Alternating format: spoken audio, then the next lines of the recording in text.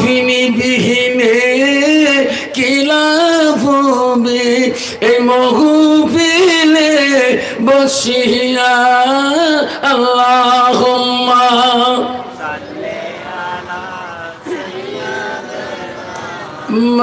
مولانا محمد على آله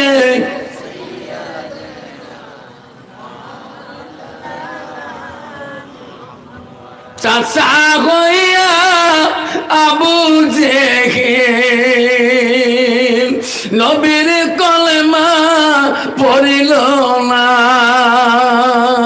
দোজাহানের বাদশাহ নবী ওই আবু জেহেল বুঝল না আল্লাহুম্মা سيدنا مولانا محمد على آله سيدنا مولانا محمد السلام عليكم وعليكم السلام ورحمة الله وبركاته ومغفرته যাহোক আজ এই সজন গাছে প্রত্যেক বছরের ন্যায় আজকে এই মসজিদের উন্নতির জন্য আজকে জালিসুর রহমানের সুনাম ধন্য সভাপতি সাহেবকে আমি আমার অন্তর থেকে তাকে সালামটা দিলাম আরো সালাম দিলাম দূর দূরান্ত থেকে আগত বা স্থানীয় আকাশের তারকা নিচে ওলামা দিনকে আমি সালাম দিলাম আরো সালাম দিলাম আমার আব্বাজনের বৈশিষ্ট্য যারা আব্বাজন এসেছে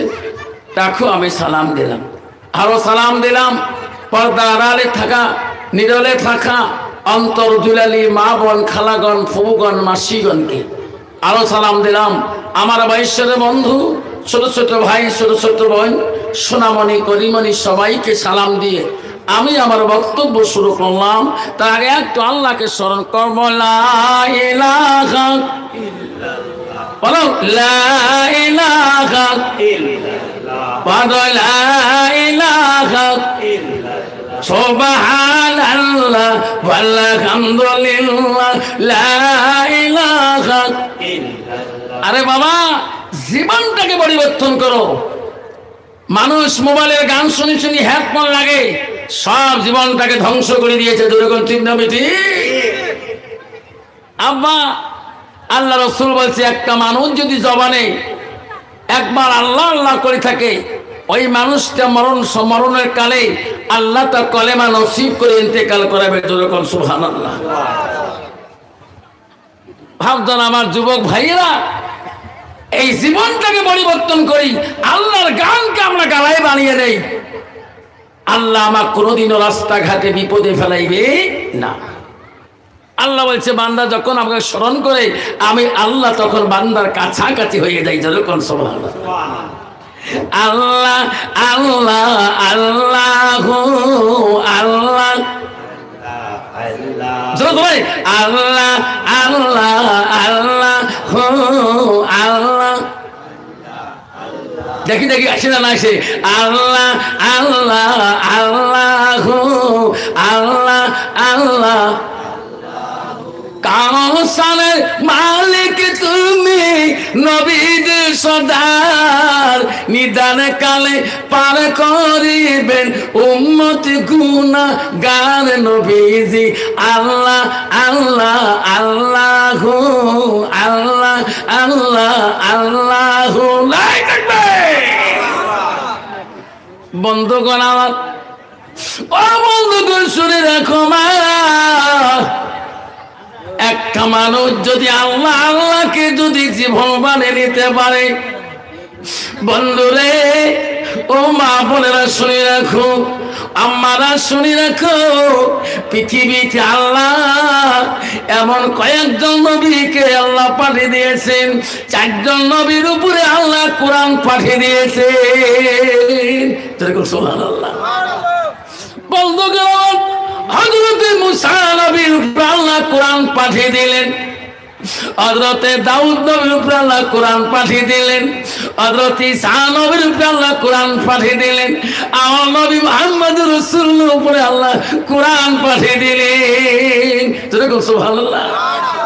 হযরত মুসা আলাইহিস সালাম একদিন রাস্তা দিয়ে চলে গেতেছেন, পথ দিয়ে তরু পাহাড় দিকে যেতেছেন, যেতে গেতে দেখে পথের মধ্যে একটা লোক আল্লাহ আল্লাহ আল্লাহ আল্লাহ করতেছে, সেকেন্ড তার জবানটা বন্ধ হয় না। যেরকম সুবহানাল্লাহ। মুসা বলে, আয় ভাই রে, তুমি এত আল্লাহ আল্লাহ করো কেন ভাই? ও ভাই আশিক বন্ধু আমার, ও ভাই তুমি কোন কারণে এত আল্লাহ আল্লাহ করো? তুমি কতদিন ধরে এইভাবে আল্লাহকে দেখো, এইভাবে আল্লাহকে স্মরণ করো, তোমার মনের ভাবটা কি? আল্লাহর কাছে কোনো চাওয়া আশা আছে নাকি? ওই আল্লাহর ওলি বললেন, ওগো মুসাফির, আমি আজি থেকে আল্লাহ আল্লাহ করি না গো, আমার 400 বছর চলিয়া গেলেন। সুবহানাল্লাহ। কত বছর? জোরে বলেন কত বছর? মুসা বললেন, ওরে পাগল, 400 বছর চলে গেল, এখনো কি আল্লাহ তোমার মনের আশা পূরণ করে নাই? তুমি কি আশা আল্লাহ আল্লাহ করতেছ? ওই পাগল বলল, গো মুসাফির, আমি শুনছিলাম আল্লাহর একজন নবী আছে, তার নাম হযরত মুসা কালিমুল্লাহ, উনি বলে আল্লাহর বন্ধু, আমি তার সাথে একদিন দেখা করব, ওনার সাথে মোলাকাত হলে, দেখা হইলে আমার মনের আশা পূরণ হয়ে যাবে। যেরকম সুবহানাল্লাহ। মুসা বলছে, ভাই পাগল, আল্লাহ নবী মুসাকে তুমি কোনোদিন দেখো নাই? কইছে, না আমি কোনোদিনও দেখি নাই। মুসা নবী বলল, ভাই রে, যা যে নবীর কথা নিয়ে আল্লাহর কাছে বুদ্ধি ছুটি করেছ, উনি কোন নবী? কইছে, ও মুসাফির, উনি হলো বনি ইসরাইলের বংশের নবী, তার নাম হলো হযরত মুসা। মুসা নবী বলল, ওরে পাগল, আমি হলাম বনি ইসরাইল বংশের নবী, আমার নাম মুসা কালিমুল্লাহ।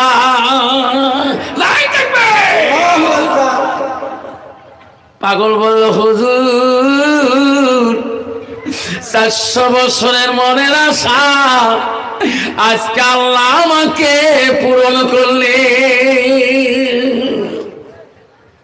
মুসা নবীর সাথে পাগলের মোলাকাত হয়ে গেল। মুসা বলল, ভাই তোমার মনে আরো কোন আল্লাহর কাছে দাবি আছে নাকি? পাগলটা বলল, ওগো নবী, 400 বছর পর্যন্ত আল্লাহকে স্মরণ করি করি তোমাকে দেখার জন্যে আল্লাহ আজকে আমার মনের আশা পূরণ করলো।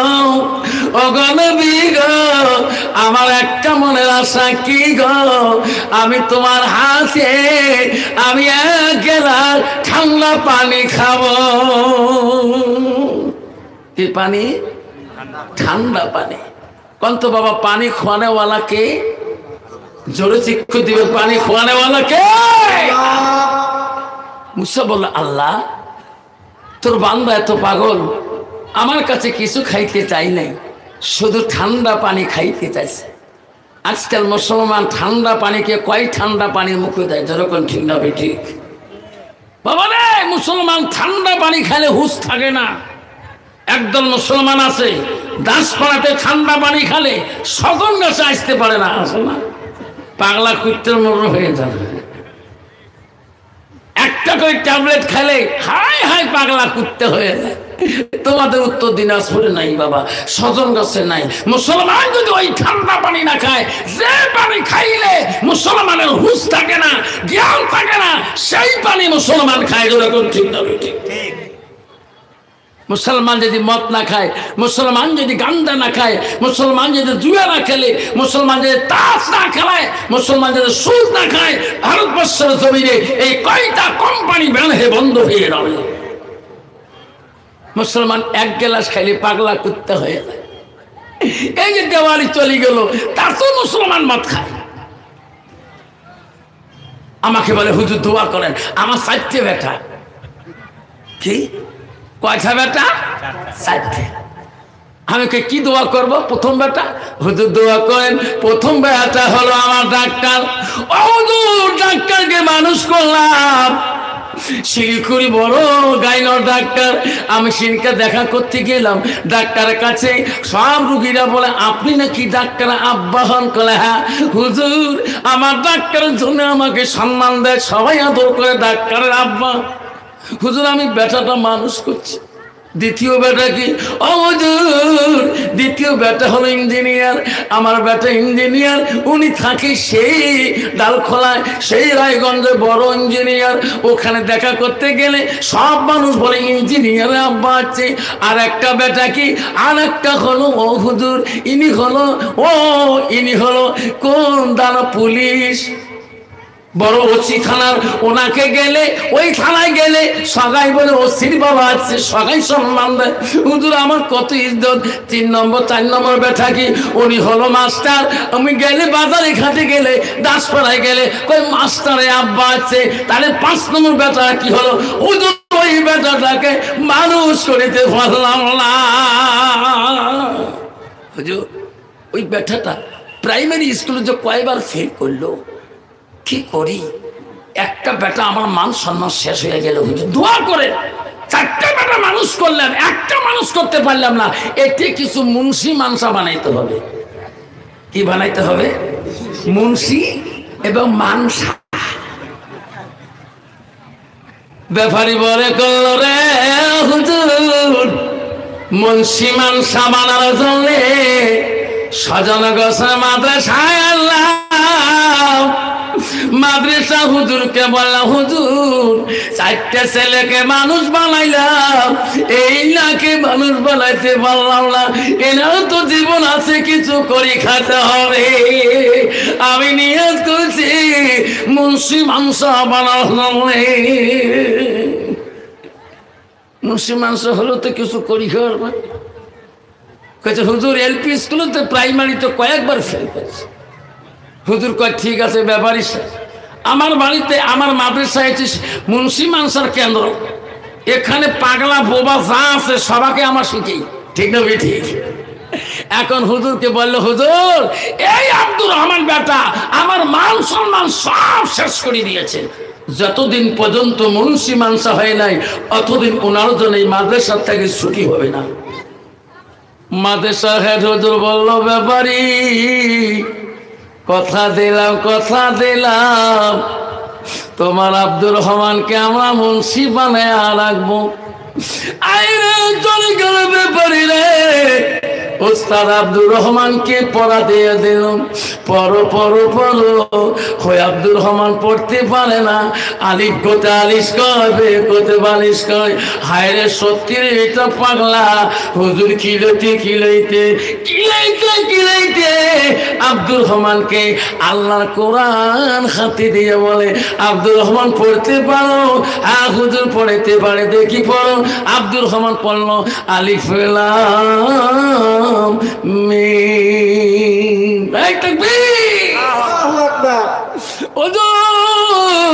আজকে আমি আল্লাহ কোরআন হাতে নিতে পারলাম। হুজুর গো, এখন আমি একাই পড়তে পারি। হুজুর আমার মুখস্থ হয়ে যায়। 1 পারা মুখস্থ হয়ে গেল, 2 পারা মুখস্থ হয়ে গেল। সামনে রমজান মাস এসে গেল, সব ছাত্ররা বেডিং বাঁধা শুরু করে দিয়েছে। বাড়ি থেকে 1 মাসের ছুটি হয়ে যাবে। আব্দুর রহমানও বলে, হুজুর আমাকেও ছুটি দাও। হুজুর বলছে, আব্দুর রহমান সব ছাত্রদের ছুটি হবে, কিন্তু তোর জন্য ছুটি হবে না। তোর বাবা বলে গেছে যতদিন তুই কোরআনের হাফেজ হবি না, অতদিন তোর জন্য ছুটি মিলবে না। উস্তাদের কাছে কাঁদে, উস্তাদি 1টা বছর হয়ে যায়, আমার মার চেহারা দেখার মন চলে, মার সাথে কথা কবল মন চলে। আমার আব্বাটা 1 বছর হয়ে যায়, একটা দিনও আসিয়াও দেখি গেল না। ওস্তাদ বলে, বেটা আব্দুর রহমান, তোর বাবা প্রতিশ্রুতি করে গেছে রে, তোর বাবা বলে গেছে যতদিন তুমি কোরআনে হাফেজ হও নাই অতদিন তোর জন্য মাদ্রাসায় ছুটি হবে না। এমন করি কয়েক বছর চলে গেল। আল্লাহ বলো, আজরাইল যা যা ওই ব্যাপারী জানটা তুমি কাবাস করে নিয়ে আসো। আর ওই ব্যাপারে আনন্দ করে বাজার করেছে, খেয়ে দে ঘুমিয়ে পড়েছে। সবে সাদি ফজরের নামাজের টাইমে আজাল আসিয়া হারে ব্যাপারী জানটা নিয়ে চলে গেল। সকালবেলা খবর হয়ে গেল, বড় বেটা ডাক্তারের কাছে ফোন হয়ে গেল, ইঞ্জিনিয়ারের কাছে ফোন হয়ে গেল, সব বেটাদের কাছে ফোন হয়ে গেল। ওই বড় বেটা বলে, ইঞ্জিনিয়ার রে ভাই, খবরদার ভাই রে, আব্বা আমাকে কত কষ্ট করে ডাক্তারি পাস করেছে, আব্বার কাপড়ের কাপড়টা আমি দামি নিয়ে যাব, এমন কাপড় নিয়ে যাব স্বজন গোষ্ঠীর মানুষ যত মারা গেছে এমন গার কাপড় কেউ দিয়ে দিতে পারে নাই। এই দামি কাপড় নিয়ে আমি এখন এই বাড়ির দিকে রওনা হয়েছে। ইঞ্জিনিয়ার বলছে, ভাই রে, আমি আব্বার জন্য এত সুন্দর গোলাপ জল নেব, এত সুগন্ধি হয়ে উঠবে, এমন স্বজন গাছের মানুষ কেউ মারা যাবার সময় এমন এত গোলাপ কেউ ব্যবহার করে নাই। ভাই হাজির হয়ে গেলেন। হায় রে, গ্রামের মহৎ, গ্রামের মুন্সি মাওলানা রাজি হয়ে গেলেন। আব্দুর রহমানের মা দেখছি রে, 4 সন্তান হাজির হয়ে গেল। আমার আব্দুর রহমান খবর পাইল কিনা, আমার বেটা তো ওটা আসলো না। গোসল হয়ে গেল রে। ওই আব্দুর রহমানের মা ব্যাপারী স্ত্রী দৌড়ি দিয়া বললেন, ইমাম সাহেব, আমার স্বামীর গোসল হয়েছে। হ্যাঁ চাচি আম্মা, গোসল হয়েছে। খবরদার, আমার স্বামী আপনি জানাজার এখন দিতে পারবেন না। কেন চাচি আম্মা? ও ইমাম সাহেব গো, ডাক্তারকে আমি পেটে রাখছিলাম, ইঞ্জিনিয়ারকে আমি পেটে রাখছি, এই পুলিশকে আমি পেটে রাখছি, এই মাস্টারকে আমি পেটে রাখছি, আমার পাগলা আব্দুর রহমানকে আমি পেটে রাখছি। 4টে সন্তান বাড়ির দেখি, আমার আব্দুর রহমান কি মরণের খবর ওনার আব্বার জানে না। যতক্ষণ পর্যন্ত আমার আব্দুর রহমান আসবে না অতক্ষণ পর্যন্ত আমার স্বামীর জানাজার দিতে দেব না। সুবহানাল্লাহ। ইমাম সাহেব, আমার ব্যাপারে মারা যাবার সময় আমার আব্দুর রহমান কোন মাদ্রাসায় পড়ে আমার ঠিকানা দিয়ে যায় নাই। ইমাম সাহেব বলে, চাচি আম্মা,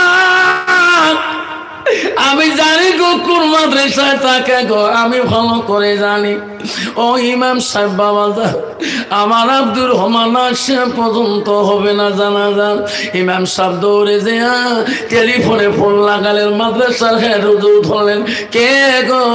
ও হুজুর কে? আমি ওই ব্যাপারীর বাড়ি থেকে বলছি, আব্দুর রহমান আছে কি? হ্যাঁ, উনি কোরআন ক্লাসের মধ্যে আছে। ও আব্দুর রহমানকে আজকের জন্য ছুটি দাও।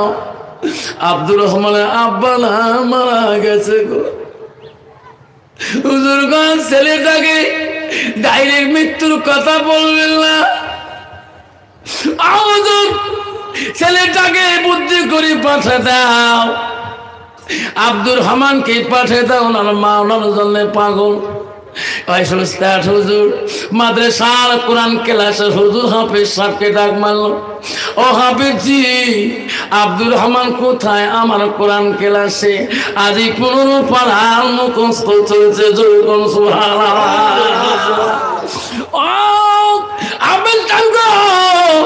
আব্দুর রহমানকে অফিসে পাঠিয়ে দাও। আব্দুর রহমান অফিসে আসলেন। কেন ওস্তাদ ডাকলেন? আব্দুর রহমান রে, তুমি কাপড় পরো, তোমার পরনের প্যান্ট পরো, পাঞ্জাবি ভালো গাদ দাও, আমি তোকে নিয়ে তোর বাড়িতে যাব। তখন আব্দুর রহমান বলে, ওস্তাদ জি,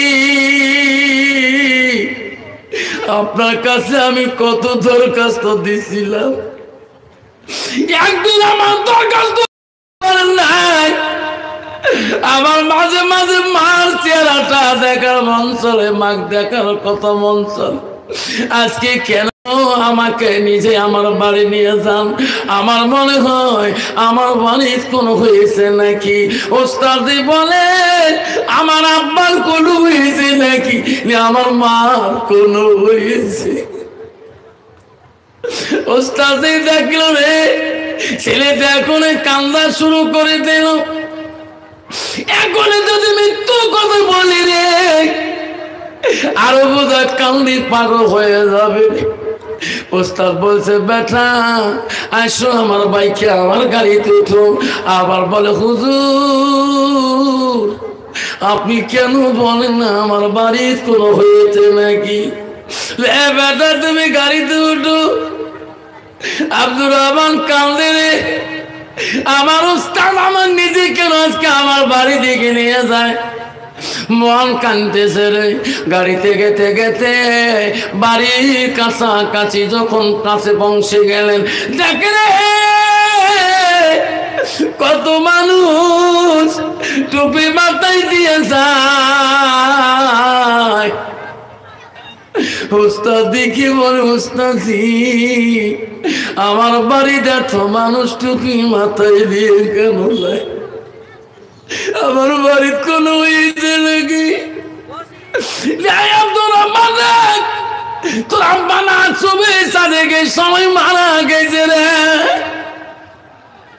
তোর আব্বা জানাজা তোমার জন্য এই লোকগুলো গেতেছে। আব্দুর রহমান গাড়িতে গেলাম লাফ দিয়ে পারে দেখে দৌড়ে দৌড়ি দৌড়ি বাড়ির কাছে যায়।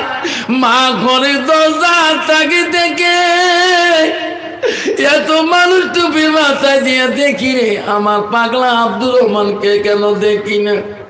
এমন সময় আব্দুর রহমান তার মা দেখলো ঘরের দরজায়, দৌড়ি দেয়া রে মার পায়ের মধ্যে পড়ে গেল। মা আমার আব্বা কোথায় গো? আমার সোনা আব্বুটা কোথায় গো? আব্দুর রহমানের কান্দন শুনে বলছে বেটা রে তোমার আব্বা জন্মের গোসল দিয়েছি রে, এই পৃথিবীতে আনা নাই।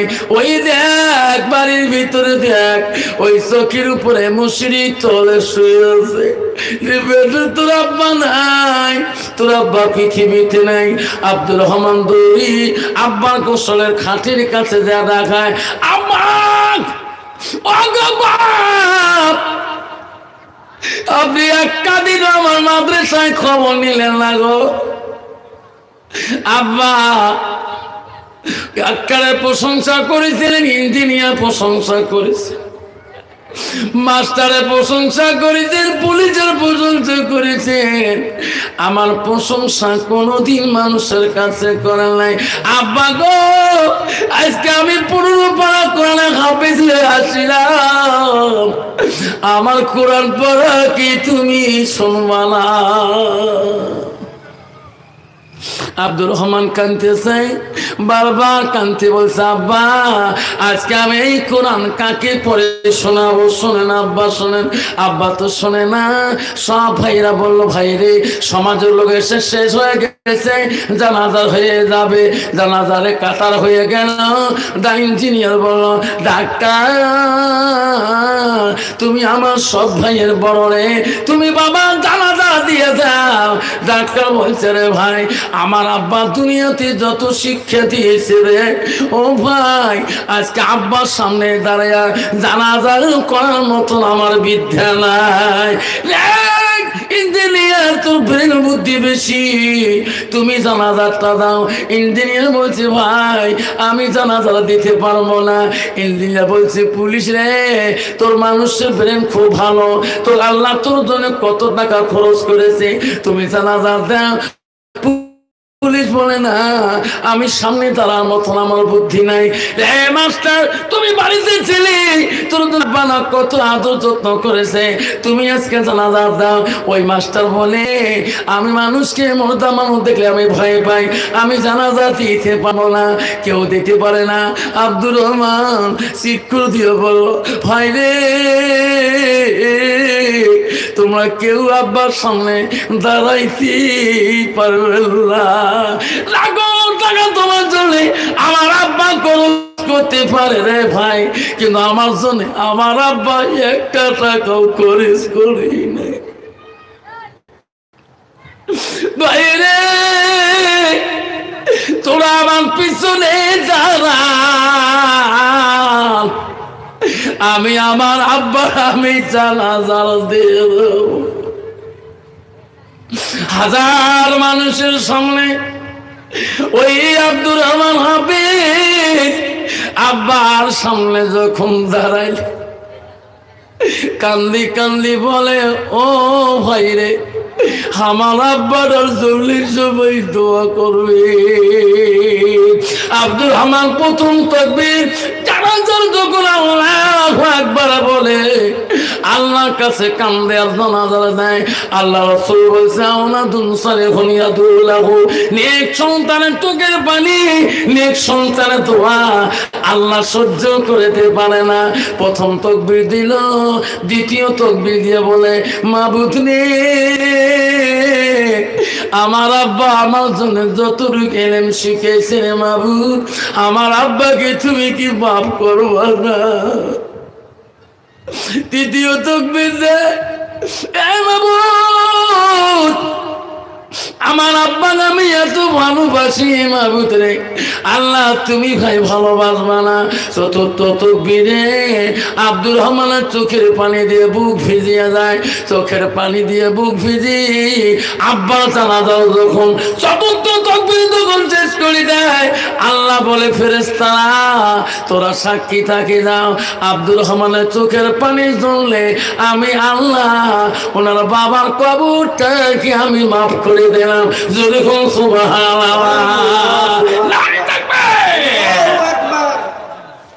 বাপজোর আমার ও শোনাচ্ছেনা, জান্নাত যদি যান আল্লাহ রাসূল বলল মান সালাকা তারিকান ইলতামিসু ফি ইলমান, তোরা যদি জান্নাত যেতে চান, জান্নাতের হাওয়া আসতে চান, জান্নাতি রাস্তা তোমার খুঁজতে হবে।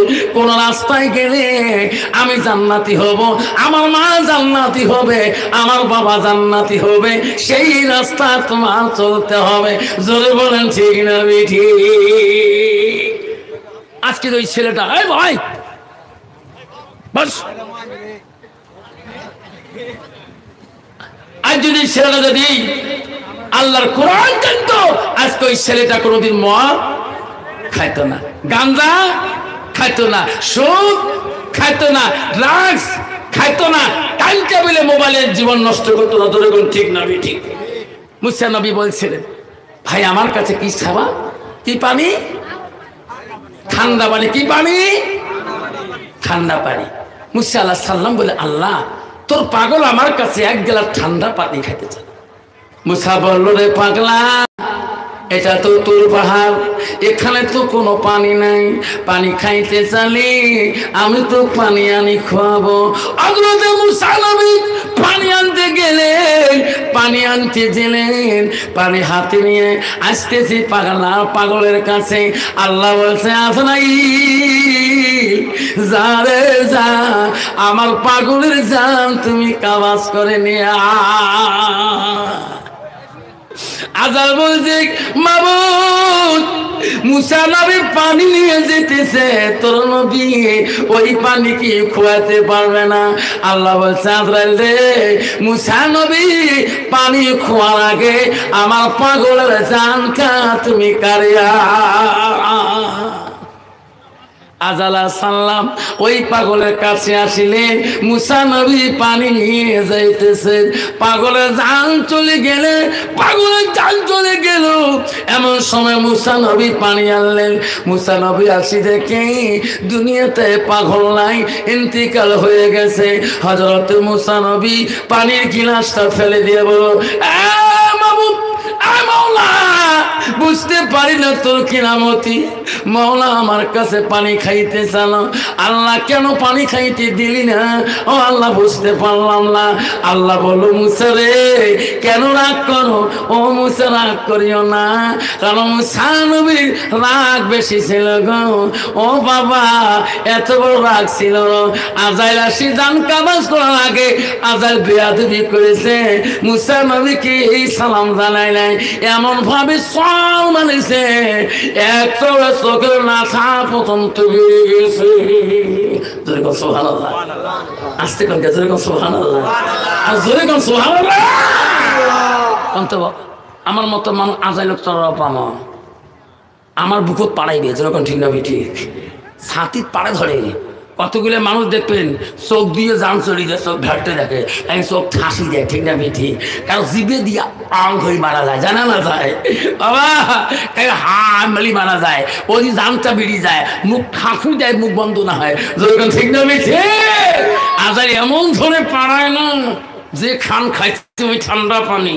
কত পুত্রী আছে তাওয়ার জন্যে ওই যে টোপড়া থাকে মিষ্টি ধরিয়েছে স্বজন গাছে, আমার তাওয়াই বলে মিষ্টি খাবার চায়। হ্যাঁ, তাওয়াই যে মিষ্টি খাইয়া মারা গেছে, ও আল্লাহ তো আগতে বন্ধ করছে তার জানটা, একদম জবান বন্ধ করছে খোয়া, তাওয়াই খালি নিঃশ্বাস চলছে আর মাংস খালি দেখি কান্দে। এখন পুত্রী কয়, তাওয়াই মিষ্টি খাও। তাওয়াই একদম পুত্রী মা মিষ্টি মুখে দেয়, মিষ্টি আর ভুকে যায় না, তাওয়াই বুক বুক বুক বুক বুক দেয়। ঠিক না ঠিক বাবা,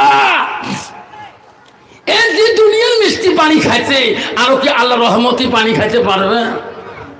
মুসা নবী এত রাগী ছিলেন, এত রাগ ছিল মুসা আলাইহিস সালাম, পানির গ্লাস ফেলে দিয়ে আল্লাহ দরবারে হাত তুলছে, আল্লাহ আমি মুসা নবী পানি আনছি, কেন পানি নাই খেতে? তোর বান্দাকে কেন গাড়ি নেবে?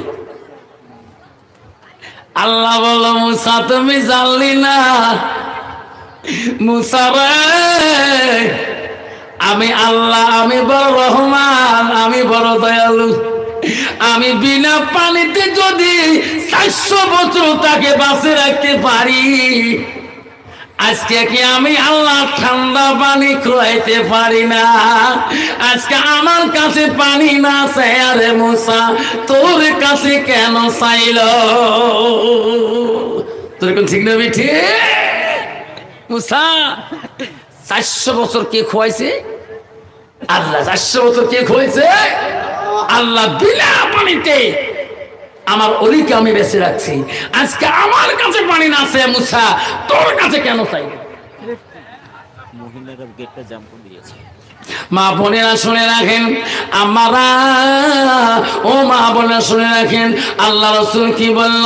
আল মারআতু ইযা সাল্লাত খামসাহা, আমার রাসূল বলল, কোন একটি মহিলা যদি 5 ওয়াক্ত নামাজ পড়ে, আমার রাসূল বলল, হাসানাত ফাজাহা, ওই মেয়েটা যদি পর্দায় পশিদায় চলে, ওয়া শাহরুহা, ওই মেয়েটা যদি রমজান মাসে রোজা করে, আমার রাসূল বলল, ওয়া তাবালাহা, ওই মেয়েটা যদি স্বামীকে ভালোবাসে, স্বামীর দিকে দেখি ভালোবাসা দেখায়, আল্লাহ রাসূল বলল, ফাকাদ কুল মানাইও আবওয়াবিল জান্নাতির সাদ, নবী বলে ওই নারীদের জন্য আল্লাহ আপনার জান্নাতের দরজা খোলা রাখবে। নাই থাকবে মা বোনেরা, তোমার জন্য আল্লাহ রাসূল হাদিস বলেছেন, এই 4টে কাম যদি মেয়েরা করতে পারে, 1 নম্বর 5 ওয়াক্ত নামাজ পড়তে হবে, 2 নম্বর রমজান মাসে রোজা করতে হবে, 3 নম্বর হাসানাত ফারাজাহা, মেয়েটা পর্দায় পশিদায় চলতে হবে।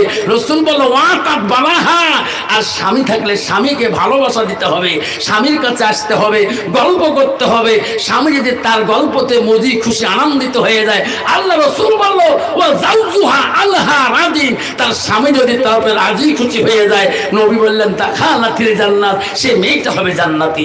ধরে বল সুবহানাল্লাহ। কিন্তু বাবা, বর্তমান যুগের নারী স্বামীর সাথে গল্প করা জানে না, মজা দেওয়াও জানে না, যেরকম ঠিক না ঠিক? আর বর্তমান যুগের নারী খালি স্বামী কিলিবেশ জানে, আছে না? স্বামী খালি গালি পারে, তোমার যা স্বজন গছে নাই, আল্লাহ আছে গো। হায় রে কি স্বামী গালি পরে। মা বোনেরা শুনে রাখেন, আম্মারা, আম্মা তুমি তো একজন জান্নাতি নারী হইতে চাও। আল্লাহ রসুলের একজন স্ত্রী নামা 11 জন স্ত্রী ছিলেন, যেরকম সুবহানাল্লাহ। মা বোনেরা, মা কেন মা বুঝতে পারো না? মা জান্নাত যদি যেতে চাও, মা জান্নাত যাওয়ার আগে মা তোর বড় পিঠে সাবে তোর বাড়ির স্বামীর সাথে ওয়াজা উজুহা, স্বামী যখন বাড়ি আসবে স্বামীর মুখের দিকে তাকাবা, চেহারার দিকে তাকাবা। আল্লাহ রসুলের ও মা 1 নম্বর বিবি ছিলেন হযরতে খাদিজাতুল কুবরা, 2 নম্বর বিবি ছিলেন হযরতে সাওদা রাদিয়াল্লাহু আনহা, বারে নবীজি 3 নম্বর বিবি ছিলেন হযরতে আয়েশা সিদ্দিকা। নবীজি বাড়ি আসলে হযরতে আয়েশা, নবীজি খানা না খাওয়া পর্যন্ত আয়েশা খানা খাওয়া কষ্ট পায়। নবী খানা খাইতে বসলে আয়েশা নবীর সঙ্গে খানা খায়, যেরকম সুবহানাল্লাহ, নবীর সঙ্গে খানা খায়। আর আল্লাহ রসুল স্ত্রী মা সিদ্দিকা আম্মাজান শোনার চান্না রসুল বাড়ি আসলেন, আয়েশা রসুল্লাহকে খানা খাইতে দিলেন। হুজুর খানা খান। আমার নবীজি খানা খায়, আয়েশা হাত ধুয়ে নবীর সঙ্গে বসি খানা খায়, একে পেয়ালায় একে থালিতে খানা খায়। বর্তমান যুগের নারী স্বামীর সাথে একে থালিতে খায় গো, খায়। যে স্বামী খৈনি বিড়ি খায়, যে মুখের চেরাচি গন্ধ, যেরকম ঠিক না মিঠে মা মানে না। পৃথিবীর 4 জন খলিফা রাষ্ট্রপতি ছিলেন। আম্মারা পৃথিবীর 1 নম্বর রাষ্ট্রপতি শাসনকর্তা ছিলেন হযরত আবু বকর, 2 নম্বর ছিলেন হযরত উমর, আর 3 নম্বর ছিলেন হযরত উসমান গনি, 4র্থ নম্বর ছিল হযরত আলী। একদিন হযরতে উমরের দরবারে একটা লোক আসছিলেন, আসি বলেন, খলিফা মুসলিমিন, আমি তোমার কাছে একটা কৈফিয়ত দিতে আসলাম। কি কৈফিয়ত? খলিফা, আপনি বলে গরিবের দরদি, আপনি বলে গরিবকে সহায় করেন। ও খলিফা, আমি আজকে তোমার কাছে সহায় নিতে আসলাম। হযরত উমর খলিফাতুল মুসলিমিন বলেন, ভাইরে তুমি কি সহায় চাও, বলো তোর কি সাহায্য লাগে? খলিফা গো, আমি একজন অসহায় মানুষ, আমি একজন অন্য জাতির মানুষ ছিলাম। তোমাদের ইসলামের যুদ্ধে, লিহান্দারা যুদ্ধের মধ্যে তোমার একজন সাহাবী হযরতে মুবারক রাদিয়াল্লাহু তাআলার কাছে আমি গোলাম হিসেবে এখনো বন্দী হয়ে আছি।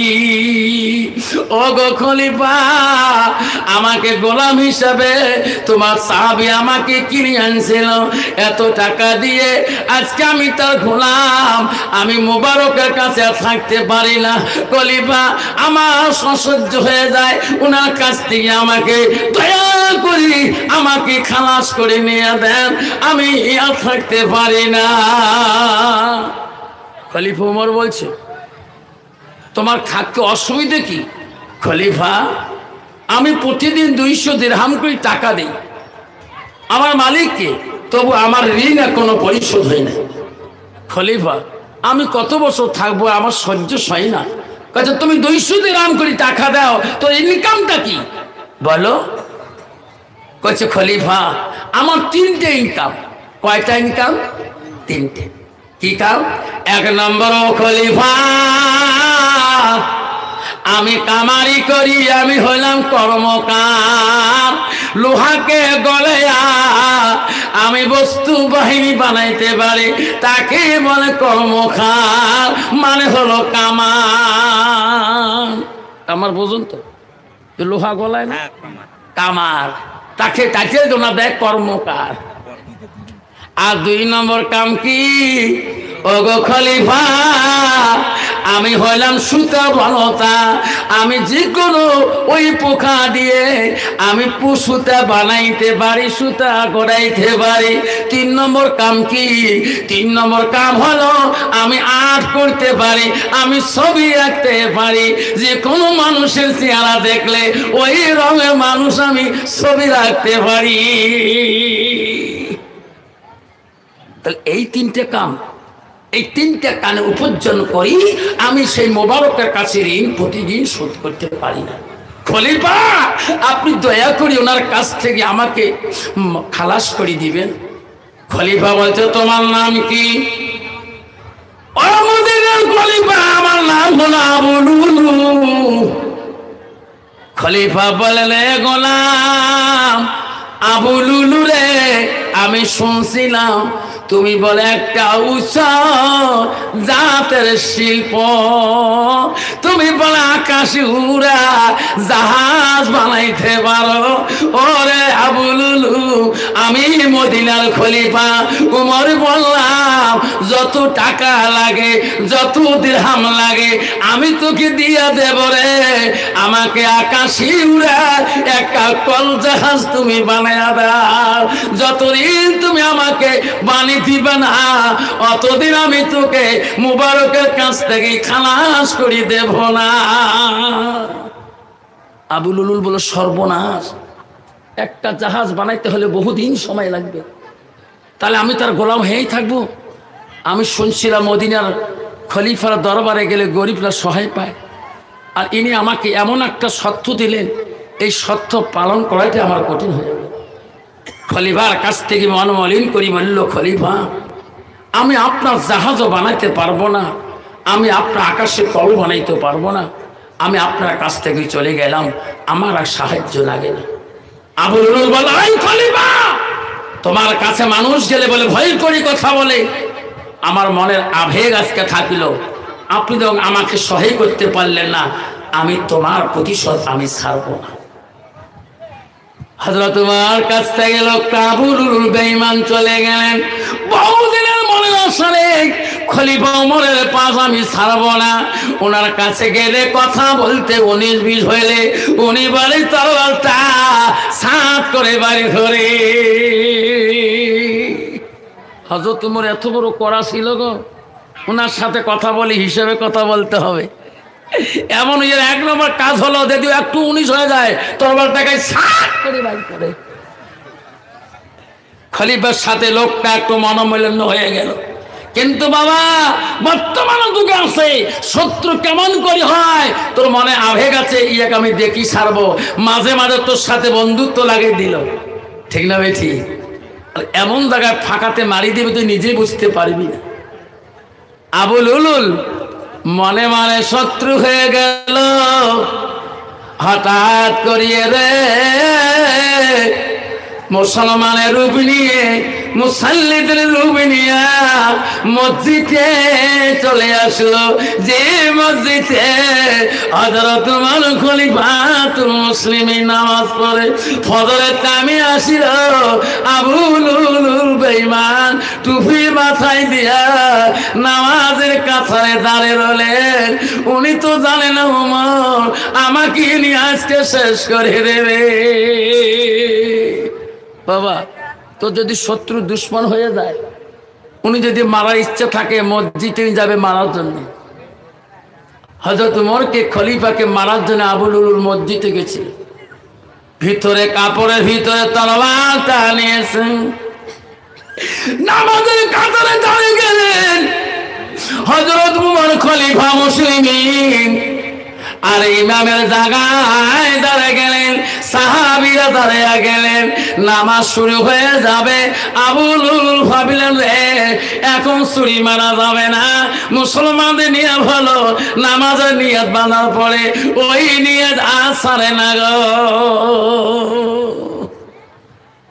আবু লুলুল দেখলেন সবাই যখন দাঁড়িয়ে গেলেন উনিও দাঁড়িয়ে গেলেন। খলিফা মুসলিমিন যখন আল্লাহু আকবার মুক্তাদির আল্লাহু আকবার বলে যখন নামাজের বানলেন, নিয়াত বানলেন, ওই সময় আবু লুলুল বেঈমান দেখল রে সবাই তো নামাজের নিয়াত বানলেন।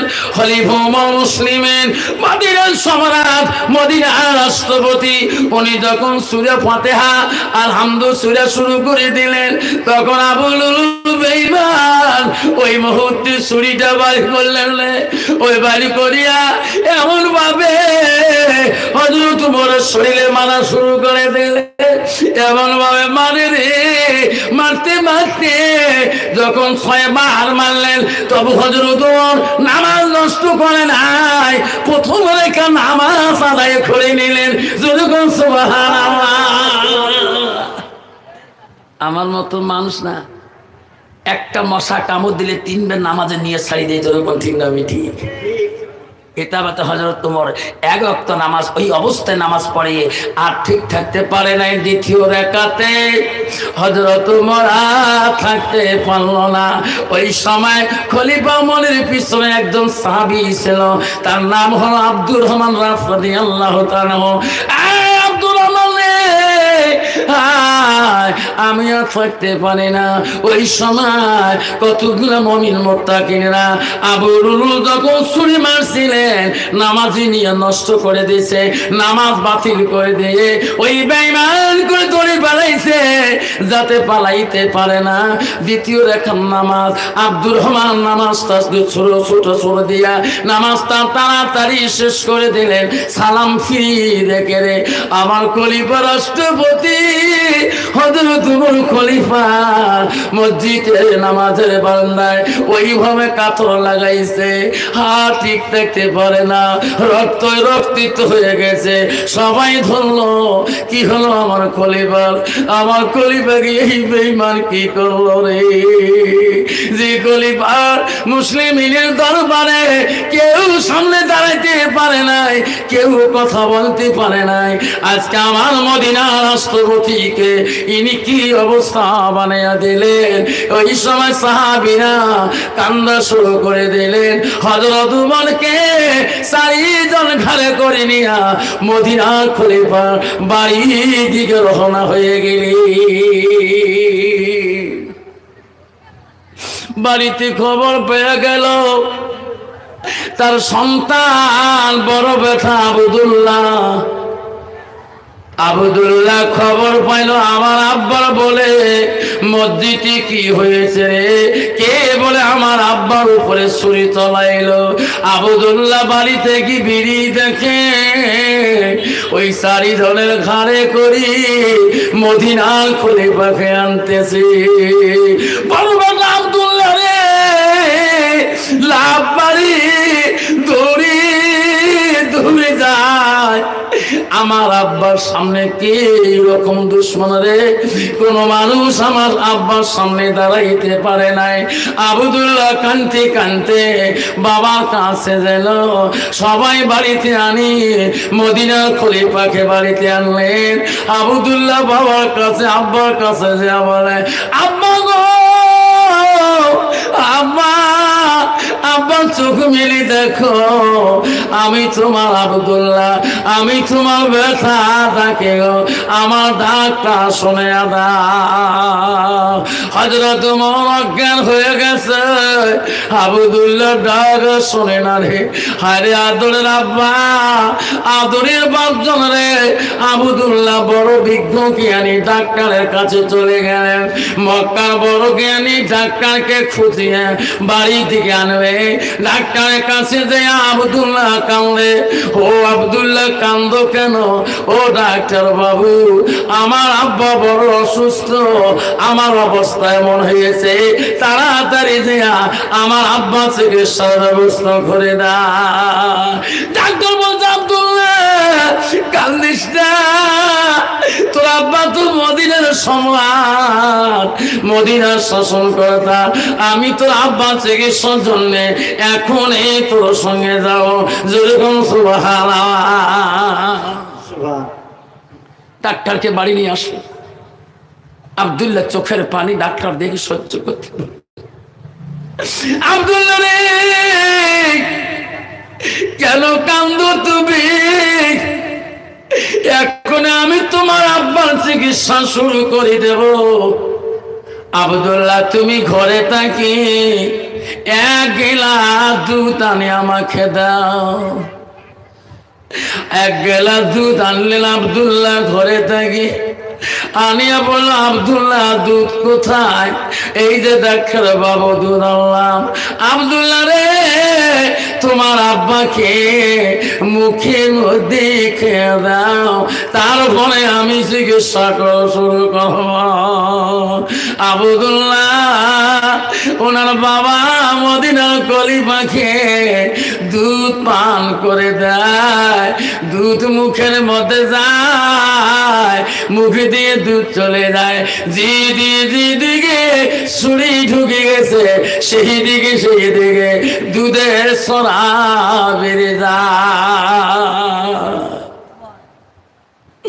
ডাক্তার বলে, আব্দুল্লাহ আমি তোর বাবার চিকিৎসা করতে পারবো না। আব্দুল্লাহ রে,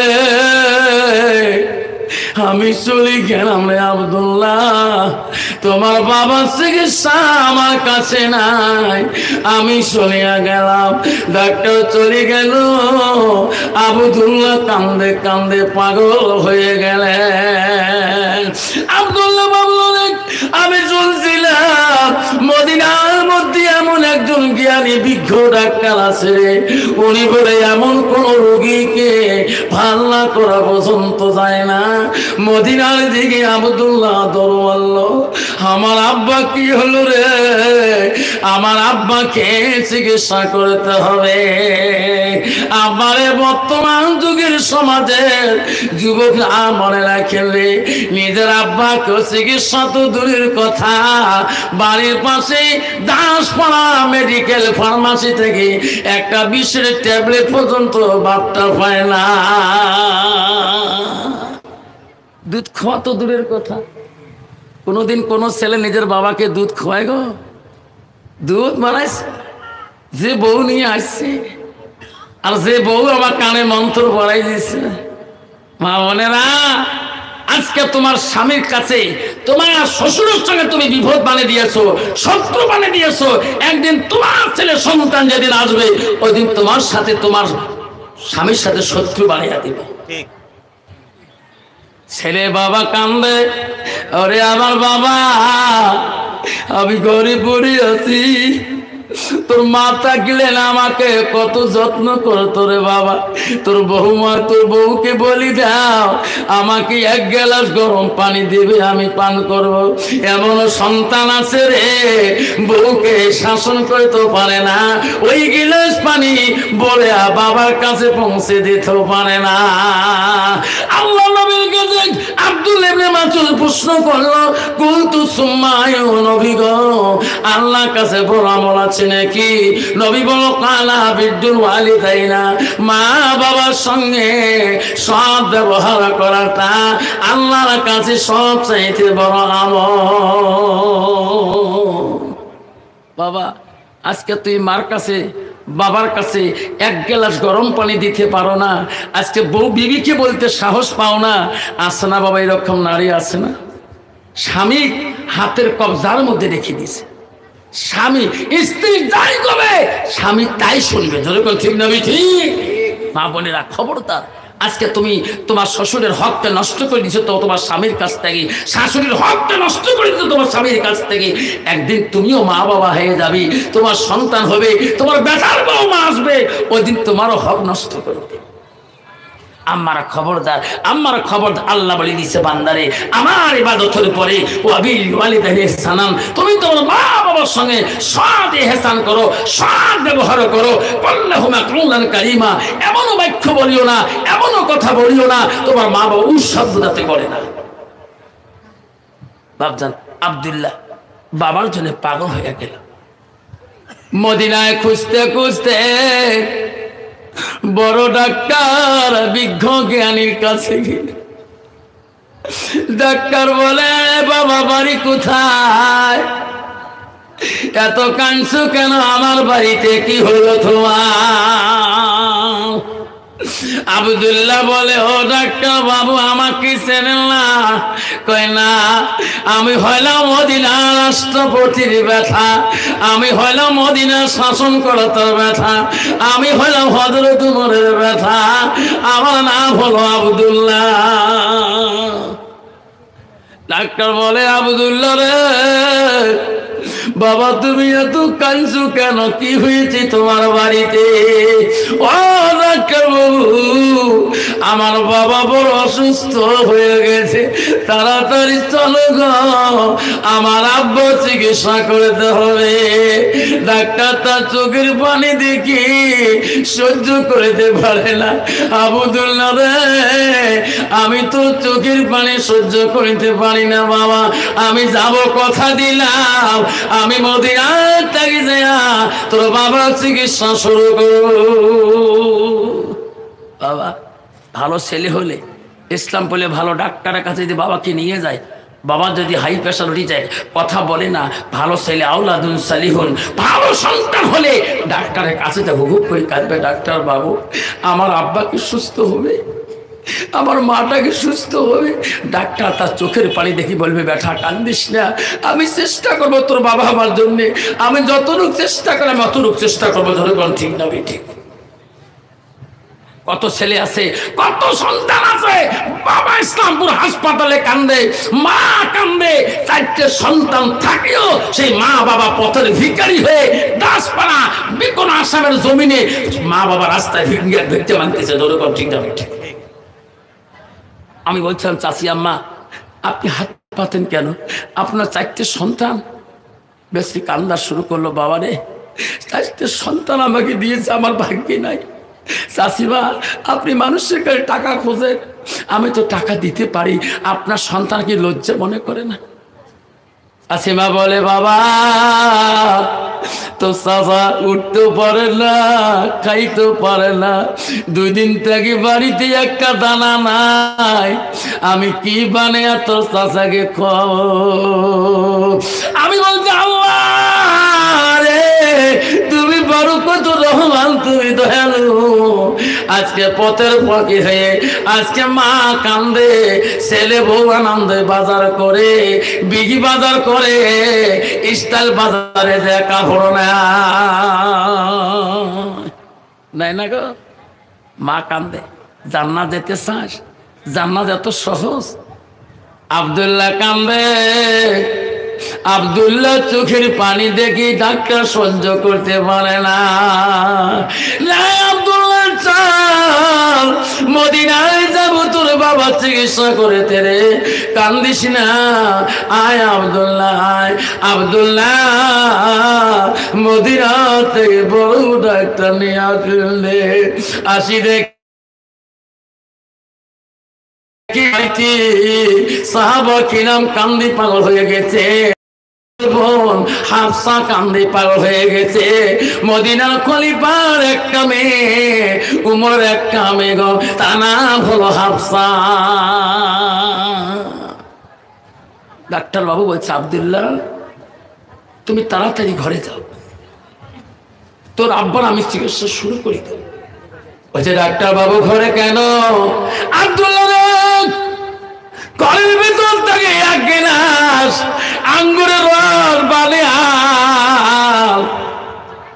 আমার সামনে তোর বাবাকে মদিনার খলিফাকে নিজ হাতে পান করে দাও, তারপরে আমি চিকিৎসা শুরু করে দেব। অন্ত বাবা বর্তমান যুগে কোনোদিন মা যদি বিছনায় পড়ে, কোনোদিন আঙ্গুরের রস আপেলের রস খাইতে পারে গো? ডাক্তার বলে, আব্দুল্লাহ আমি তো মদিনার থেকে আসলাম, আমি চিকিৎসা করার আগে তুমি 1 গ্লাস আঙ্গুরের রস মানে আনিয়ে তোর বাবাকে পান করাও, তারপর আমি চিকিৎসা শুরু করি। আব্দুল্লাহ ঘরে যায়, চোখের পানি ফেলে কান্দে, বলে, আল্লাহ আমার আব্বাকে তুমি সুস্থ করে দে আল্লাহ। আব্দুল্লাহ চোখের পানি পড়ে, আঙ্গুরের রস তৈরি করিয়া ডাক্তারের কাছে আনলো। ডাক্তার বলে, আব্দুল্লাহ রে, আমি দেখতেছি তুমি নিজ হাত দিয়ে তোমার বাবার মুখে দেয়া দাও। হযরত ওমরের মুখে দেয়, বড় ছেলে কান্দে, বাবার মুখে আঙ্গুরের রস খাইয়া দেয়। আঙ্গুরের রস পেটে যায়, ডাক্তার দেখতে রে আঙ্গুরের রস মুখ দিয়ে যায়, যেদিকে চুরি গেছে লাগছে সেই দিকে আঙ্গুরের রস গুলা সরা বাড়ি হইতেছে। আর পেটের মধ্যে রস আর থাকে না, চতুর্দিকে রস বাড়িতেছে। ডাক্তার বলছে, আব্দুল্লাহ আমার আসে কিনে লাভ হলো না, আমি তোর বাবাকে মদিনা থেকে আসলাম, আমার বেকার হয়ে গেল, আমি তোর বাবাকে চিকিৎসা করতে পারলাম না। আব্বারে, আজকে সমাজের মধ্যে কয়টা সন্তান আছে ডাক্তারের কাছে জান প্রাণ দিয়ে ডাক্তারের কাছে আনিয়ে বাবাকে চিকিৎসা করার মতো সন্তান আজ পাওয়া যায় না? নাই গো বাবা, মনে রাখবেন। এই সুতরাং গাছের বন্ধুরা মনে রাখবেন, এই যুবক ভাইরা মনে রাখবেন, হাজার আপসা মানে আপেল আঙ্গুর খেয়ে তোর লাভ হবে না, দোয়া পাবি না। আমার থেকে তোর মাকে একটা আঙ্গুরের রস খেয়ে দিস। আমি আজকে খেয়ে কালকে ভুলে যাব, এক মাসে এক বছর খেয়াল থাকবেন না। আর তোর মাকে যদি তোর বাবাকে একটা আপেল আনি খোয়াও, তোর আব্বা মা মরণের একদম পর্যন্ত আপেলের কথা খেয়াল থাকবে। জনগণ ঠিক না? ঠিক। আজকে কাকে তুমি আপেল খোয়া? কোন পীর সাহেবকে আপেল খোয়া? কোন মৌলানা সাহেবকে আপেল খোয়া? কোন মৌলানার মুক্তিকে আপেল খোয়া? তোর মাকে কয়টা আপেল খোয়াচ্ছিস? আব্দুল্লাহ মদিনার খলিফাতুল মুসলিমিন, আদরের কলিজার মণি, আদরের সন্তান আব্দুল্লাহ কান্দি কান্দি তার বাবাকে আঙ্গুরের রস মুখে পান করিয়ে দেয়। আঙ্গুরের রস যখন খাইলো, ডাক্তার বলো, আব্দুল্লাহ রে, আমি মদিনায় যত রোগী পেয়েছিলাম আমি কত চিকিৎসা করেছিলাম, আব্দুল্লাহ তোর বাবার আমি চিকিৎসা করতে পারবো না। ডাক্তারের কথা শুনি আব্দুল্লাহ জমিনে পড়ে গেল ঢুলিয়া, কান্দি কান্দি বেহুশ হয়ে যায়। আব্বার কাছে কান্দি কান্দি দেখায়, গহু খানে পরে মদিনার খলিফা জ্ঞান হয়ে দেখে আমার আব্দুল্লাহ আমার কাছে কান্দি পাগল হয়ে গেছি। মদিনার খলিফা ওমর বলে, বেটা আব্দুল্লাহ রে, আরে বাবা তুমি এত কান্দি কেন পাগল হয়েছো? ওরে বেটা আব্দুল্লাহ, আমার কাছে অল্প আগে আজরাইল এসে গেল, আমার যাবার সময় হয়ে গেছে। আব্বু রে আব্দুল্লাহ, তুমি কান্দো না, কান্দো না, আমার জন্য তুমি দোয়া করবা রে আব্দুল্লাহ। আল্লাহু আকবার। আব্দুল্লাহ আমার কিছুক্ষণ আগে আজাইল এসে গেল, আব্দুল্লাহকে বোঝাইলাম, আব্দুল্লাহর বোনকে, উমরের মেয়েকে, হাফসাকে দেখে পাগল হয়ে কাঁদতেছে।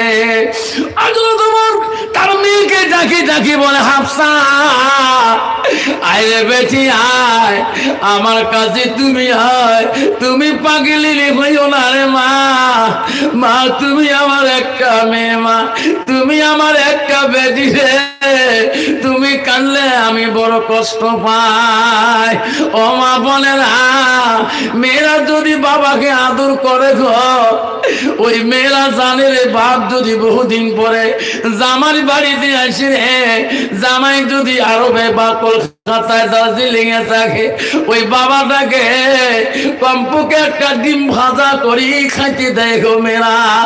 আমার আব্বু আছে বুঝান, আমার হাতে পয়সা নাই, তোমার বাড়িতে একটা ডিম দাও, আমার আব্বাটা খেয়ে দেব। আমার আব্বা 1 বছর পরে আমার বাড়িতে আসলি। বাবারা, মেয়েরা কিন্তু আব্বাকে বেশি আদর করে, খেয়াল করে। আল্লাহ রসুল বলছে, আলী মনে রাখিস না, আলী ফাতেমা আমার কলিজার টুকরো, কলিজার একটা মনি। আলী আমার মৃত্যুর পর আলী বলি রে, আমার ফাতেমাকে যদি বিনা ওজনে কেউ এক ফোঁটা চোখের পানি ফেলে দেয়, বিনা দোষে যদি এক ফোঁটা চোখের পানি ফাতেমা ফেলে দেয়, আমি রাসূল ওই ফাতেমার জন্য কবরে 2 ফোঁটা চোখের পানি ফেলে দেবো। বাবারা, আজকাল দেখা যায় মেয়েরা বেশি কি আব্বাকে ভালোবাসে। তোমার একটা মেয়ে আছে দিদি, একটা বার দেখবেন আপনি, আমি যখন জলসা করতে আসি, আমি বহু দূরে যাই, যতক্ষণ পর্যন্ত আমি জলসায় পৌঁছি নাই, একবার ছোট মেয়ে ফোন করবে, একবার বড় মেয়ে ফোন করবে, আব্বু জলসার বাড়িতে পৌঁছে গিয়েছে, আব্বু তোমাকে সভা কমিটি কি চা দিয়েছে, তোমাকে সভা কমিটি কি ভাত দিয়েছে। আমি বলি মা, এটা তো আমার নিজস্ব বাড়ি নয় মা, আমি এক্ষুনি পৌঁছে গেলাম, চা বোঝায় খাবার দিবে। আব্বারা কিন্তু সন্তানটা বাড়িতে আছে রে, এখনো আমার সন্তানটা বাড়িতে আছে, কোনোদিনও ফোন করে বলে নাই আব্বু তুমি জলসার বাড়িতে খাইছো কিনা। এই বাড়িতে যখন আমি ঢুকলাম, ছোট বেটি ফোন লাগে বললো তুমি কি পৌঁছে গেছো আব্বা। আমি যখন শিলিগুড়ি পাচ্ছিলাম তখনও বেটি ফোন লাগাইছে, ইতিহাসের পরে বললো আব্বু তুমি তো সারাদিন খাও নাই, ওই সকালবেলা খায়া স্কুলে তুমি গিয়েছো, ওই খোয়ায় তুমি ইসলামপুর গেলা, সারাদিন তুমি কোথায় খাইলা। আমি বললাম মা খাওয়ার সময় পাইনি রে মা। মা কমিটিকে বলি না আব্বু এইভাবে খানা পিনা করলে তোমার বেমার হয়ে যাবে। আমি বললাম রে, এই বেটি দুইটা আমার প্রতিদিন ফোন করে রে, এই বেটি যেদিন আমার চলে যাবে রে, আমি যেদিন কবরে যাব, আমার বেটি তো কাকু ফোন করতে পারবে না। সোনারা মনে রাখে, খলিফা হযরত ওমর তার মেয়ের কলিজার টুকরা মনিকে ডাক মারল, হাফসা আয় রে বেটি আয়, তুমি না আমার কলিজার টুকরা। হাফসা কান্দিস না রে মা, আমি মা তোর বাবা ওমর বলছি রে মা, তোমার কানটা আমার মুখের কাছে দাও, আমি তোমাকে একটা গোপন কথা বলিয়ে যাই। বেটি অল্প আগে কিছুক্ষণ আগে আজাল আমাকে সালাম দিয়ে চলে গেছে মা, আমার আর সময় নাই রে মা, আমি চলিয়ে যাব। খলিফার মেয়ে হাফসা বলছে আব্বা কি কথা। আমি মদিনার খলিফা ছিলাম, মদিনার শাসন কর্তা ছিলাম, আজকে আমি খালি হাতে চলে যাই রে বেটি, আজকে আমার কাছে কিছুই নাই গো বেটি। বাবা যাই যত বর্ষই করুক না, কোনো মরণকালে মৃত্যুর সময় কি কি নিয়ে যেতে পারবে? রাজত্ব ছেড়ে গেল, জমিদারি ছাড়ে গেল, দিনে কয়টা পোশাক পাল্টায় তো সব ছাড়ে গেল। যাবার দিন আর এক পোশাক হবে রে, ওই গরিবেরও যে পোশাক, ওই মিসকিনেরও সে পোশাক, ওই দরিদ্রেরও সেই পোশাক, ওই বাদশারও সেই দিন সেই পোশাক। অন্য পোশাক হয় গো, অন্য পোশাক হয়। এই 3.5 হাত এই মার্কিন সাদা কাপড়টা কারো দামি হবে, কারো বেশি দামি হবে, কারো আতর গোলাপটা দামি হবে, কারো দামি কম হবে, ঠিক না বেঠি? বেঠি রে, আমি তো সব ছাড়ি চলে গেলাম, আমার কথাটা মানবি? আব্বু বলেন কি কথা? এই বেটি আমার জন্য তুমি কি কারো কাছে ভিক্ষা চাইতে পারবি কিনা? আপনাকে দেখে বলাম্মা আপনি হইলেন মদিনা রাষ্ট্রপতি, আমি হইলাম রাষ্ট্রপতির মেয়ে, আমি কার কাছে ভিক্ষা খুঁজতে যাব? হযরত ওমর কেনে কেনে বলছে বেটি রে, তুমি বিশ্ব নবী রাসূলুল্লাহর বাড়িতে যাও, ওই আয়েশা আম্মাদের কাছে যে একটু ভিক্ষা চাও। ওরে বেটি আয়েশাকে দিয়ে বলো, ও আয়েশা, নবীজির যেখানে কবর হয়েছে তারপরে তো আব্বা আবু বকরের কবর হয়েছে, তারপরে জায়গাটা খালি আছে, তোর আব্বা আবু বকরের পাশের জায়গাটা আমার আব্বা মদিনার খলিফা হযরত ওমর ভিক্ষা চাইল গো, ওই জায়গাটাকে আমার আব্বাকে কি দান করবেন না? বাবারে হাফসা, তুমি আমার রাসূলের স্ত্রীর কাছে পারমিশন নিয়ে আসো, আয়েশা আমাকে থাকার জন্য ওই আবু বকরের পরে জায়গাটা আমার কবরের জায়গা দিবি কিনা? আয়েশা আম্মা ছাড়া কেউ পারমিশন দিতে পারবে না। ভাবছেন আমার শোনার জানা না, আমার মা বলেন আম্মারা মনে রাখেন, শোনা সব জায়গা শাড়ি যেতে হবে মা, 3 তলা শাড়ি যেতে হবে, 2 তলা শাড়ি যেতে হবে, দামি বিছনা শাড়ি যেতে হবে, air condition AC room sari যেতে হবে। মা যে জায়গা আসল জায়গা সেই জায়গার কথা এখনো আমাদের খেয়াল আসে নেই। জোর কোন ঠিক না বেঠিক? মদিনার খলিফা বলছিল, মারে ওই হযরত আয়েশার কাছে যায়া তুমি চাও রে মা, আয়েশা মামা ওই জায়গাটুকু আমাকে কবর হিসেবে দান করবি কিনা? আমি আয়েশার আব্বা আবু বকরের কাছে শুয়ে থাকতে চাই। নাই থাকবে আল্লাহু আকবার। মাফ করে তুমি শুনিয়েছো আয়েশার মুখে শুনবারে বেটি, যদি পারমিশন দেয় আমার কানে আসি বলবা, আমি বিনা পারমিশনে আমি ওই জায়গায় কবর চাই না। বাবা শোনার চানা না, মা বোনেরা, আজকে আপনার স্বামী, আপনার বাবা, আপনার বেটা, আপনার সন্তান কত কবরে চলে গেছে। বাপ, আজকে কত নারী আছে নিজের যুবতী থাকা অবস্থায় স্বামীটা কবরে শুয়ে আছে। যেরকম ঠিক না ঠিক? মা বোনেরা, আমরা তোমার স্বামী যাবার কালে কিন্তু বলে নাই, বিবি রে তুমি আমাকে পালঙের খাটের নিচে রাখিস, কইছে কোনোদিন? আমাকে 3 তলা বিল্ডিং এর মাঝখানে রাখিস কোনোদিন বলছি কি? মৃত্যুর পরে ওই বিবি বলছে, রে বেটা তোমার আব্বার কবরটা বাড়ির কাছে দিও না, ওই বাড়ির পিছনে বাঁশ বাগানে আড়াল করে রাখবা, যাতে কোনো মানুষ চলাচল কম করে, কবর দেখি উঠে আমাকে ভালো লাগবে না। বেটা বলে, মা তুমি ঠিকই বলছো মা, বাবার কবর বাড়ির বাক্পে হবে না, আমার বাড়ির পিছনে বাঁশ বাগানের পিছনে হয়ে যাবে। মৃত্যুর পরে যদি তোমার নেক্সট নারী না হয়, আল্লাহ বলে স্ত্রী না হয়, তোমার লাশ চলে যাবে বাঁশবাগানের কিনারে। জনগণ ঠিক না ঠিক? যদি আল্লাহ বলে স্ত্রী না হয়, তোমার লাশ চলে যাবে সেই ওই জঙ্গলের মাঝখানে।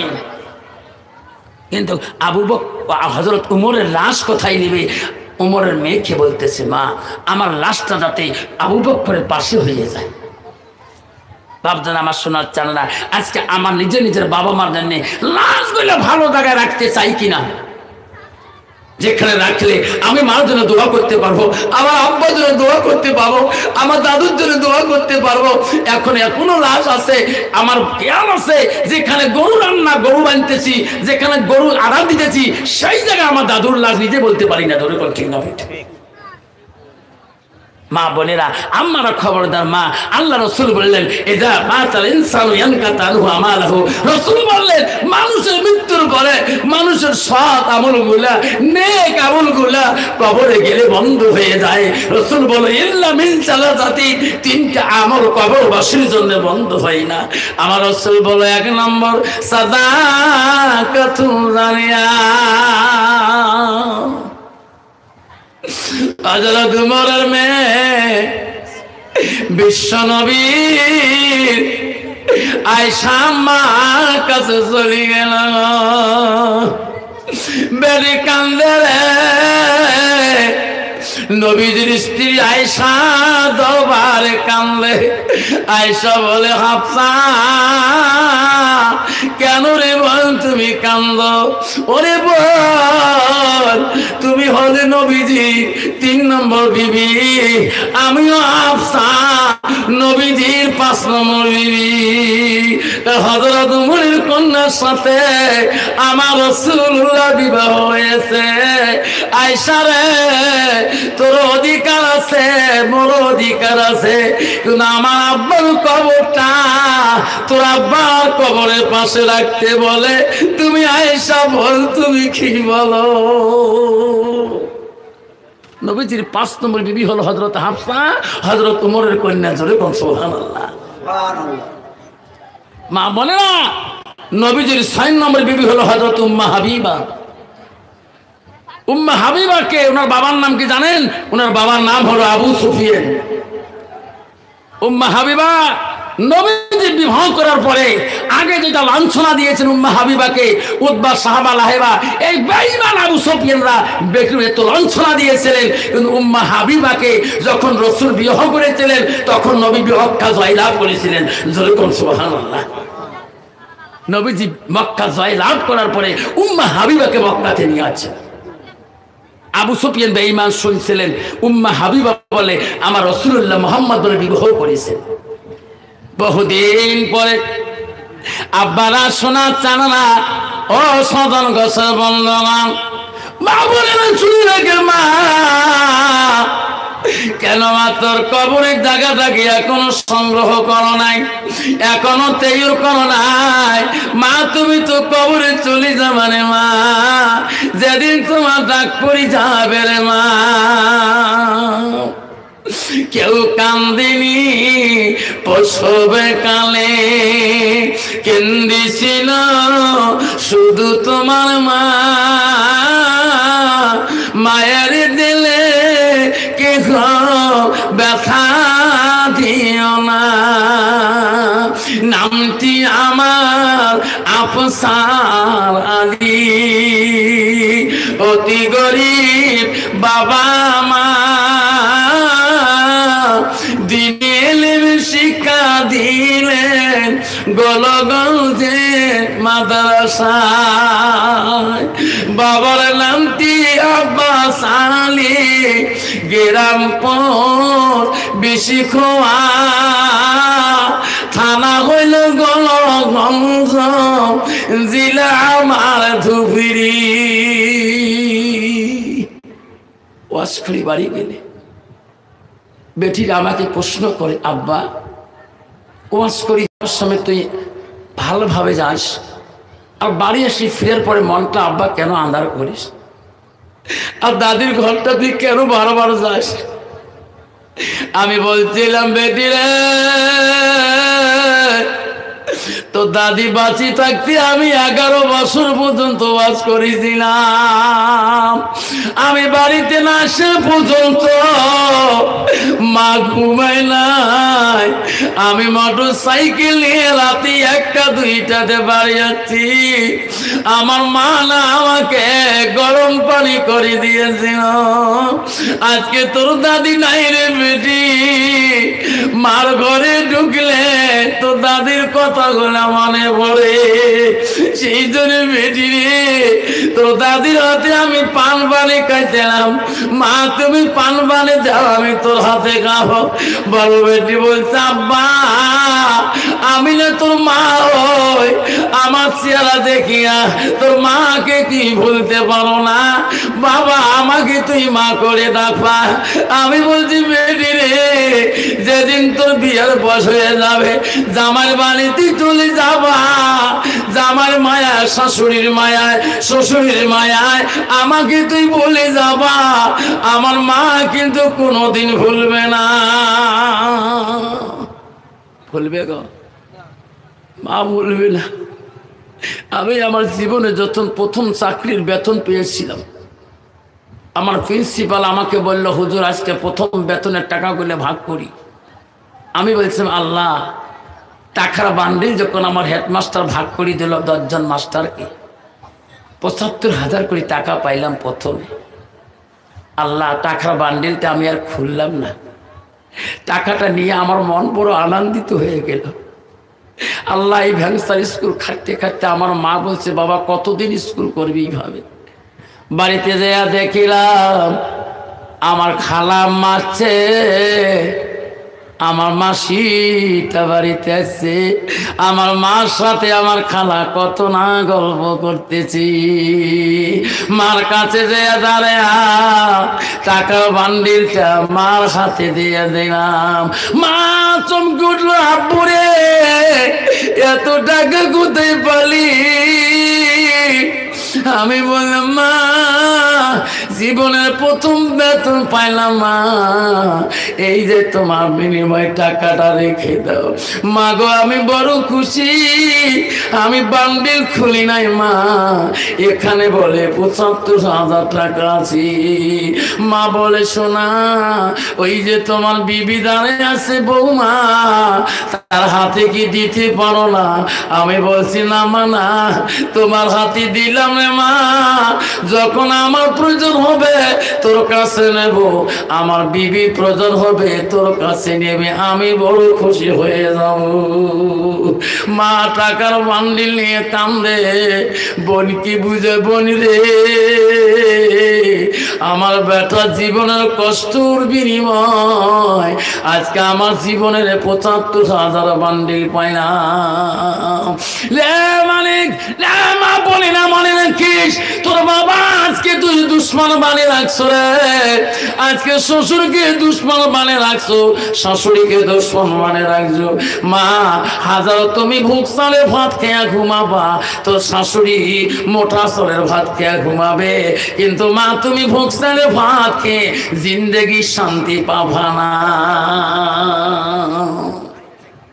অবদান শোনার জানা আমার মা বোনেরা, সেই মাকে শান্তিতে রাখার জন্য, সেই বাবাকে শান্তিতে রাখার জন্য একটা বাবা জামাই বাপ জামাই।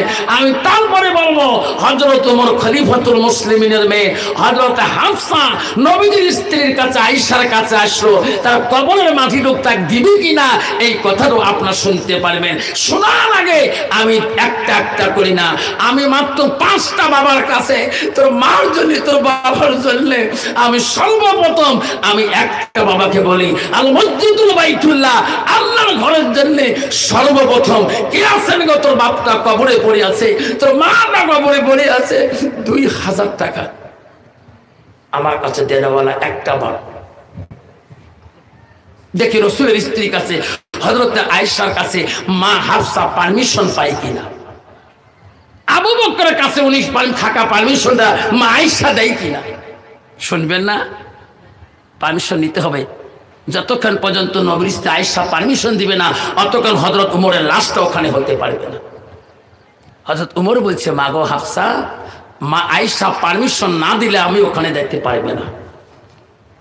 আব্বা জানামা, এমন একটা বাবা আজকে স্বজন কাছে আছে গো, তোমার আব্বা কবরে শুয়েছে, তুমি ওই বাবার জন্য আব্বা ২,০০০ টাকায় একটা মা, ও স্বজন গাছের মা গো, আমি একটা মার কাছে চাইলাম ২,০০০ টাকা গো। হাফসা যাবে রাসূলের স্ত্রী আয়েশার কাছে দানের জন্য, ওই কবরের মাটি টুক আমাকে দিবে কিনা। আছে গো বাবা, একটা বাবা আসবেন ২,০০০ টাকা দেনওয়ালা, একজন মা আসি বলবেন, হুজুর আমি ২,০০০ টাকা দিয়ে দেব। কি নাম বাবা? ৩০০ টাকা বাকি, বাকি মানে ৩০০ টাকা নগদ, বাকি মঞ্জুর আলম ওর দাদুর নামে দিয়ে। আল্লাহ ১,০০০ টাকা মঞ্জুর আলম দিল, ১,০০০ টাকার মধ্যে ৩০০ টাকা নগদ, ২,০০০ টাকা ২,০০০ না আল্লাহ ২,০০০ টাকার মধ্যে ৩০০ টাকা দিল মঞ্জুর আলম, ১৭০০ টাকা বাকি গেল। নাই থাকবে একটু হাত তুলে দোয়া করবো, আদামিন আল্লাহ আমিন। ও ঘুমালা ঘুমালা দেখে রে তাকায়া মঞ্জুর আলম বাবা আমার, মৌলা রে ২,০০০ টাকা দেয়, মৌলা ৩০০ টাকা নগদ বুঝি দেয় মঞ্জুর আলম দাদুর নামে। ও গো মৌলা, ও গো আল্লাহ দেখে রে তাকায়া মঞ্জুর আলমের দাম নে মৌলা কবুল করে। আল্লাহ ইলাহা ইল্লাল্লাহু মুহাম্মদ রাসূলুল্লাহ। নাই তাকবীর।